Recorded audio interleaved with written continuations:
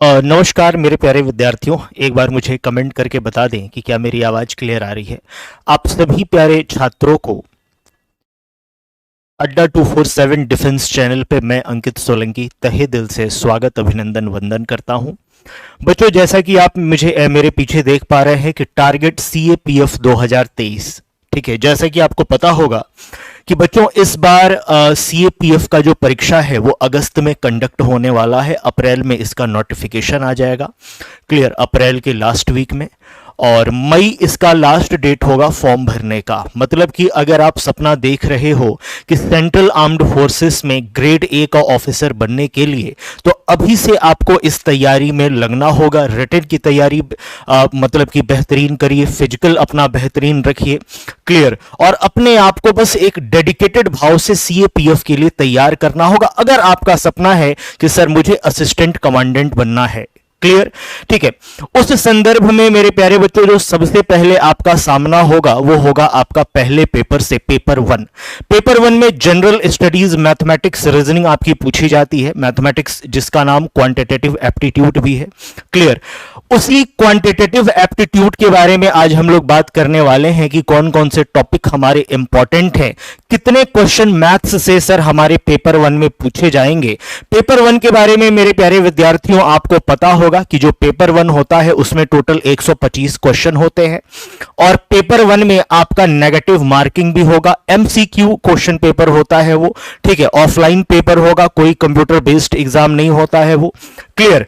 अब इसकी तैयारी किस प्रकार से करनी है, कैसे करनी है, इसके ऊपर पहले भी मैं सेशंस ले चुका हूं कि किस प्रकार से अपनी तैयारी आपको रखनी है। साथ में मेरे प्यारे विद्यार्थियों, मैंने आपको यह भी पहले के सेशंस में बताया है कि एलिजिबिलिटी क्राइटेरिया क्या है, कि आप ये जान ले कि इस परीक्षा के लिए आप एलिजिबल है कि नहीं, क्लियर।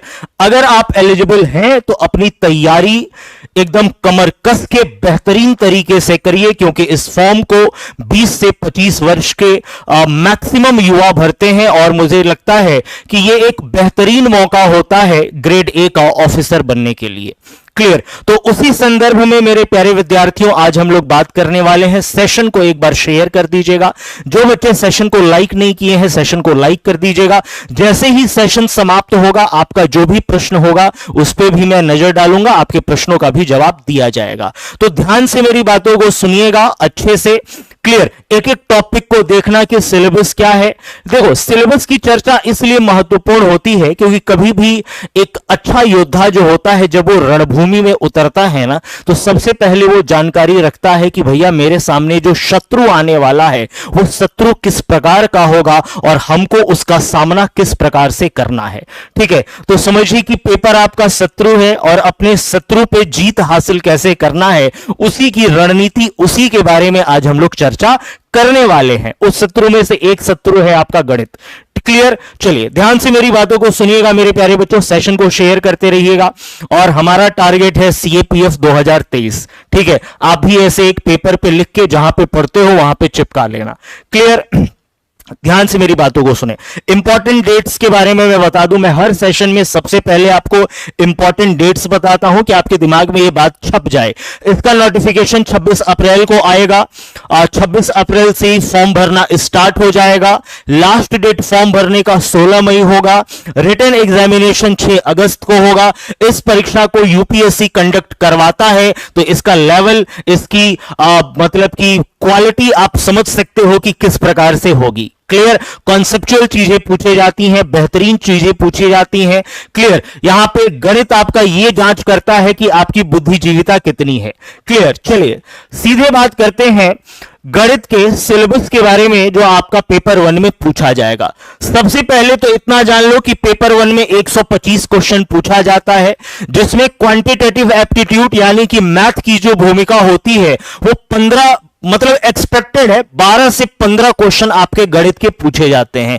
3 से 5 क्वेश्चन आपके रीजनिंग के होते हैं और 12 से 15 क्वेश्चन आपके गणित के होते हैं। गणित और रीजनिंग मिला के टोटल आपके 20 से 22 क्वेश्चन पूछे जाते हैं। क्लियर हुआ? गणित के कौन कौन से इंपॉर्टेंट टॉपिक होते हैं? तो मेरे प्यारे विद्यार्थी, आपको पता होगा कि इसमें नॉन टेक्निकल मैथ पूछता है। नॉन टेक्निकल मैथ का मतलब यह हुआ कि क्लास 10th तक की मैथमेटिक्स पूछी जाती है। क्लियर। देखो यूपीएससी जब अपना सिलेबस डिजाइन करता है ना, तो वो बोल देता है कि भैया मैं पेपर 1 में आप सिविल सर्विसेज के लिए देखिए या सीएपीएफ का देखो। वो बोल देता है कि जो हमारा प्री होगा या यहां पे जो पेपर 1 होगा, मैं जनरल स्टडीज पूछूंगा। और जनरल स्टडीज का मतलब ये हुआ कि सामान्य ज्ञान, एक ऐसा ज्ञान जिसको जो अधिकारी बनने लायक छात्र है उसको पता ही होना चाहिए। तो यहां पे जो गणित पूछता है वो सामान्य ज्ञान वाला गणित होता है। सामान्य ज्ञान वाला गणित का मतलब क्या कि क्लास 10th तक आप किसी भी स्ट्रीम से आगे पढ़ने वाले हो, क्लास 10th तक आप गणित जरूर पढ़ते हैं। और यहां पे जो गणित पूछा जाता है वो क्लास 10th लेवल का ही होता है। क्लियर। बस ये होता है कि ये परीक्षा यूपीएससी कराता है तो घुमा के गणित पूछता है।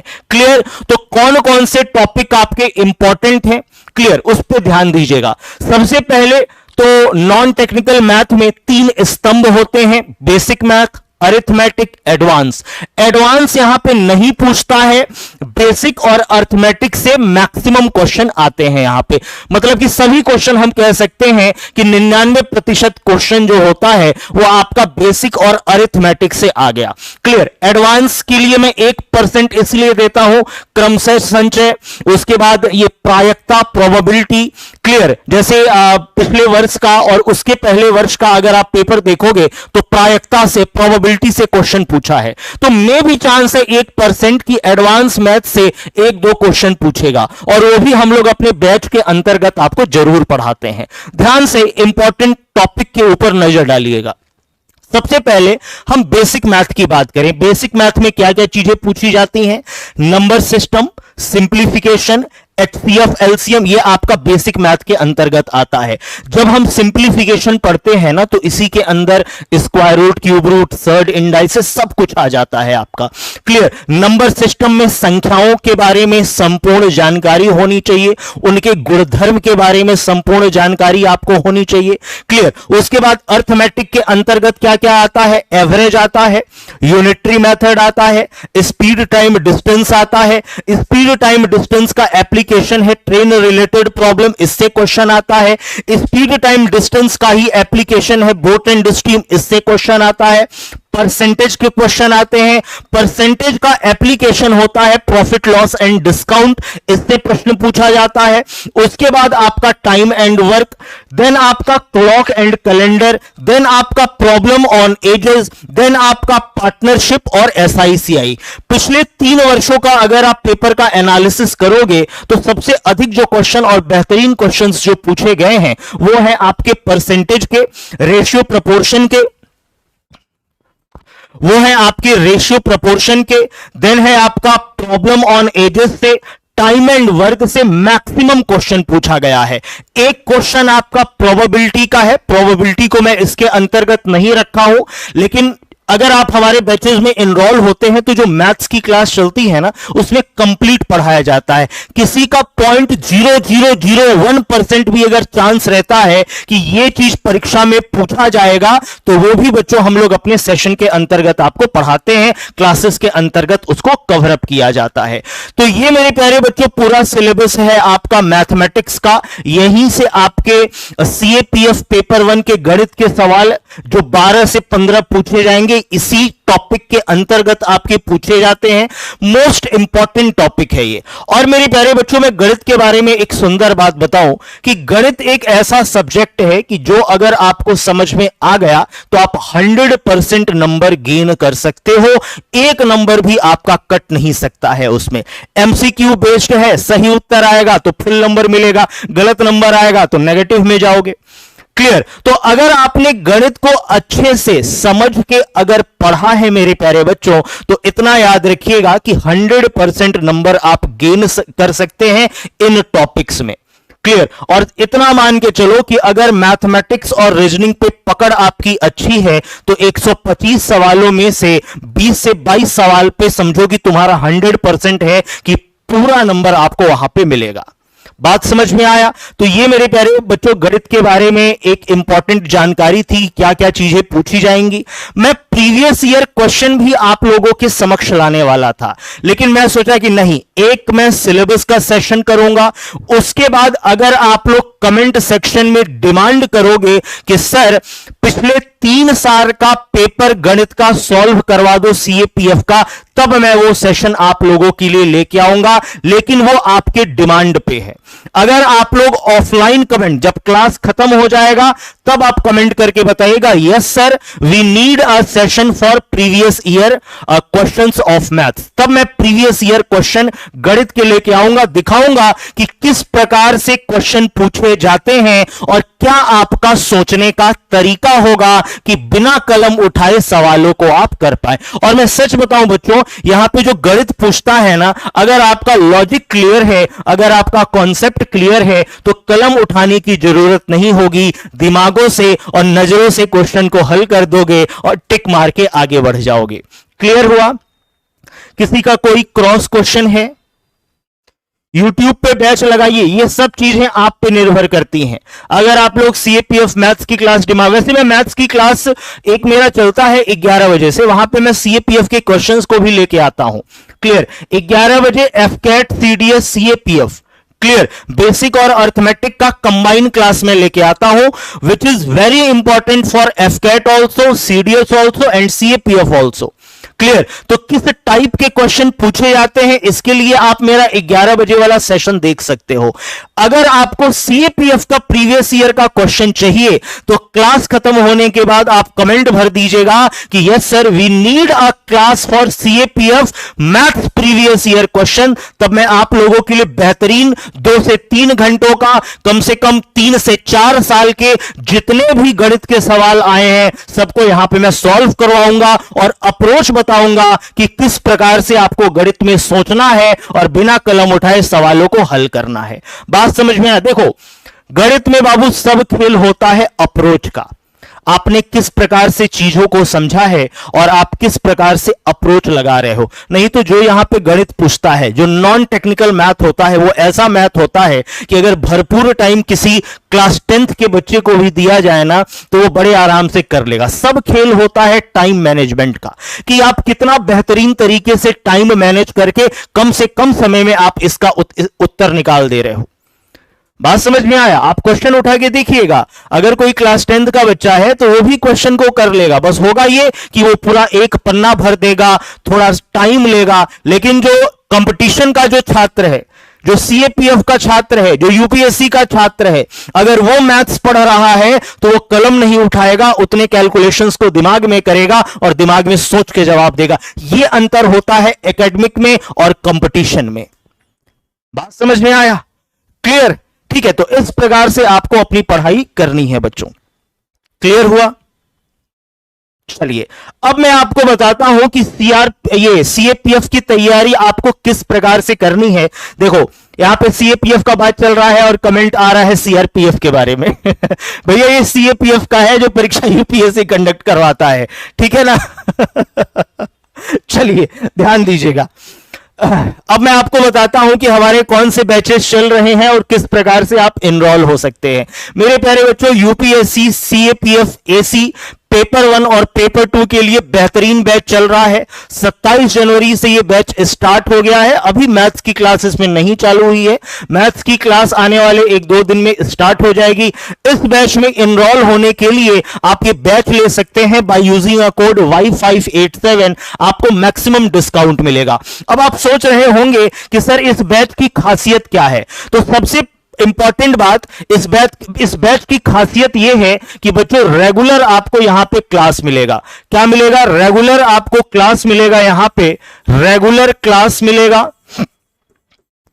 प्लस पीडीएफ आपको नोट्स मिलेंगे, प्लस आपका डाउट क्लास होगा। कभी भी किसी भी टॉपिक में किसी भी प्रकार का कोई दिक्कत होता है, आप अपने मेंटर से बात करके अपना डाउट क्लियर कर सकते हैं, तो बकायदे आपका डाउट क्लियर होगा। उसके बाद आपको रिकॉर्डेड क्लास मिलेगा, रिकॉर्डेड क्लास आपको मिलेगा, क्लियर, और ऑन टाइम बेहतरीन तरीके से बेहतरीन मेंटर्स के द्वारा सिलेबस का कंप्लीशन होगा और साथ में आप मॉक टेस्ट भी अपने मेंटर्स के द्वारा सॉल्व करेंगे। बात समझ में आए? क्लास में ही जैसे ही कोई टॉपिक खत्म होता है, कोई चैप्टर खत्म होता है, तो उसके बाद एक छोटा सा टेस्ट कंडक्ट करवाया जाता है मेंटर्स के द्वारा, यह जानने के लिए कि आपको वो टॉपिक कितना समझ में आया, और उससे यह होता है कि आप अपना आकलन भी कर पाते हो कि मुझे इस टॉपिक में कितनी अच्छी बातें समझ में आ गई हैं और कौन सा मेरा वीक पोर्शन है। फिर आप अपने वीक पोर्शन पे काम करते हो और वीक पोर्शन को स्ट्रांग करते हो, और इसी प्रकार से बच्चों आप कंपटीशन के लिए तैयार होते हैं। क्लियर? अब बात यह आई कि सर इस बैच में हम एनरोल कैसे करेंगे? तो मेरे प्यारे बच्चों, इस बैच में एनरोल करने के लिए आपको करना क्या है कि आपको जाना है गूगल बाबा की शरण में, और गूगल बाबा के पास जाके आपको अड्डा 247 का वेबसाइट ओपन करना है। और जैसे ही अड्डा 247 का आप वेबसाइट ओपन करिएगा, यहां पे ऑल कोर्सेस लिख के आएंगे, ऑल कोर्सेस। क्लियर?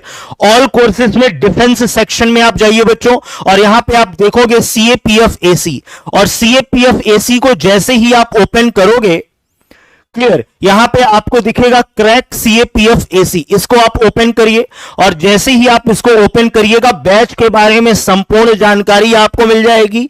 यहां पे आपको स्टडी प्लान मिलेगा, जहां पे दिया होगा कि किस दिन किस अध्यापक की क्लास चलने वाली है। क्लियर? ये पूरा अच्छे से आप इसको पढ़ें, सब टीचर्स का डेमो यहां पे दिया होगा। फिर आप बाई नाउ के ऑप्शन में जाइए, और जैसे ही बाई नाउ के आप ऑप्शन में जाएंगे बच्चों, आपको कूपन कोड डालना है Y587, और जैसे ही ये कूपन कोड आप डालोगे, आप यहां पे इसे करिए अप्लाई, और जैसे ही बच्चों आप इसको अप्लाई करेंगे ना, आप यहां पे देख पा रहे हैं कि ये जो बैच है 9 महीने के लिए मात्र 1840 रुपए में आपका होगा। डिस्काउंट कितने का मिला? 6159, अप्रॉक्स ले लीजिए 6160 रुपए का, और 1840 रुपए में पेपर 1 और पेपर 2 सीएपीएफ का जबरदस्त तरीके से आप तैयारी करिए। क्लियर? अब किसी का कोई प्रश्न है तो वो प्रश्न पूछ सकता है, मैं उनके प्रश्नों का जवाब दे दूंगा।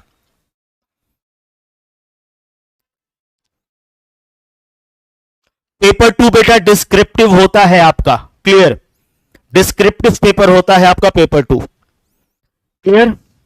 चलिए, ठीक है मेरे प्यारे बच्चों। तो अगर आपको लगता है कि सर हमको प्रीवियस ईयर का क्वेश्चन पे सॉल्व करवा दीजिए, प्रीवियस ईयर के क्वेश्चंस, तो आप ऑफलाइन कमेंट करिएगा। बाकी जो बैच चल रहा है, इस बैच में इस प्रकार से आप एनरोल हो सकते हैं by using a code Y587। Clear? और जितने भी बच्चे मन लगा के तैयारी कर रहे हैं, देखो जब हम कंपटीशन की तैयारी करते हैं ना, तो सबसे महत्वपूर्ण चीज होती है डेडिकेशन। डेडिकेशन का मतलब यह हुआ कि आप खुद से पूछिए कि मैं सीएपीएफ एसी बनना क्यों चाहता हूं, मैं असिस्टेंट कमांडेंट बनना क्यों चाहता हूं। जब अंदर से एक आवाज आएगी ना कि ये कारण है, इस वजह से आप सीएपीएफ एसी बनना चाहते हो, वही आपके लिए मोटिवेशन का काम करेगा। जीवन में आप कुछ भी करने वाले हो तो एक बार खुद से पूछिए कि मैं ये काम क्यों करना चाहता हूं। आपको कोई मोटिवेट नहीं कर सकता, आप सबसे बड़ा मोटिवेटर आपके अंदर बैठा हुआ है, खुद से आप पूछें। बात समझ में आ रहा है कि नहीं? और जब अंदर की आग जलेगी ना, तो बड़े बड़े परीक्षा आप निकाल सकते हैं। क्लियर? तो जितने भी मेरे प्यारे सीरियस एस्पिरेंट्स हैं, उनसे यही निवेदन है कि समय कम है, मन लगा के तैयारी करें। और अगर आपका सपना है कि सर इस वर्ष हमको सीएपीएफ एसी निकालना है, तो दम लगा के लगिए और निकाल के रहिए। बात समझ में आया? और पूरे भाव के साथ, पूरे डेडिकेशन के साथ अगर आप तैयारी करेंगे, तो कोई भी आपको आपके लक्ष्य तक पहुंचने में रोक नहीं सकता है। ठीक है? और इसी के साथ ढेर सारी शुभकामनाएं आपको। ठीक है? भगवान से यही कामना करेंगे कि आप अपने लक्ष्य की प्राप्ति करें। क्लियर? और मैं अपने वाणी को अब विराम देता हूं। सेशन को शेयर करिएगा। किसी भी प्रकार का कोई प्रश्न हो तो कमेंट करके आप हमसे जरूर पूछिएगा। ठीक है? धन्यवाद। जय हिंद, जय भारत।